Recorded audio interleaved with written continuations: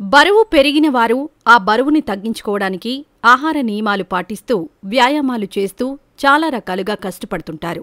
అయితే వారం రోజుల పాటు ప్రతిరోజు ఈ డైట్ని ఫాలో అయితే బరువుని తగ్గించవచ్చని చెబుతున్నారు. మరి 7 రోజులు పాటించవలసిన ఆ డైట్ ప్లాన్ ఏంటనేది మనం ఇప్పుడు తెలుసుకుందాం. మొదటి రోజు అరటిపండు తప్ప అన్ని రకాల తాజా పండ్లను ఆహారంగా తీసుకోవాలి. మీకు నచ్చిన ఇష్టమైన అన్ని రకాల పండ్లను తినవచ్చు. ప్రధానంగా పుచ్చకాయలు, కీరా దోసకాయలు ఎక్కువ తింటే మంచిది. పరిమితి ఏమీ లేదు, ఎంత తినాలనిపించినా తినచ్చు. ఇలా పళ్లను ఆహారంగా తీసుకుంటే రాబోయే 6 రోజులకు శరీరాన్ని, జీర్ణ వ్యవస్థను సిద్ధం చేస్తున్నామని అర్థం. రెండవ రోజు ఈరోజు కేవలం కూరగాయలు మాత్రమే తినాలి. బ్రేక్ఫాస్టుగా ఒక పెద్ద ఆలుగడ్డను ఉడికించి తినాలి. అనంతరం మళ్లీ దాన్ని తినకూడదు. మిగతా అన్ని కూరగాయలు పచ్చివి లేదా ఉడికించినవి తినొచ్చు. నూనె వాడకుండా కేవలం ఉప్పు, కారం మాత్రమే వాడుతూ కూరగాయలను తినాలి. ఇలా నచ్చినంత తినవచ్చు. మూడో రోజు అరటిపండు, ఆలుగడ్డ తప్ప మిగిలిన పండ్లు, కూరగాయలు కలిపి తీసుకోవాలి. మీకు కావలసినంత తినండి. దీంతో శరీరంలో ఉన్న అదనపు కొవ్వు నిల్వలు కరగడం ప్రారంభమవుతాయి.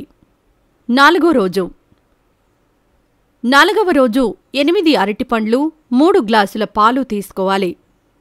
ఈరోజు మీకు ఎక్కువ ఆకలిగా ఉండదు. రోజంతా హాయిగా ఉండడం గమనిస్తారు. 8 అరటిపండ్లు తినాల్సిన అవసరం దాదాపు రాదని చెప్పవచ్చు. తగ్గించి తింటే ఇంకా మంచిదే. ఏదైనా ద్రవాలను తాగాలనిపిస్తే 100 ml వరకు కూరగాయల సూప్ తాగవచ్చు.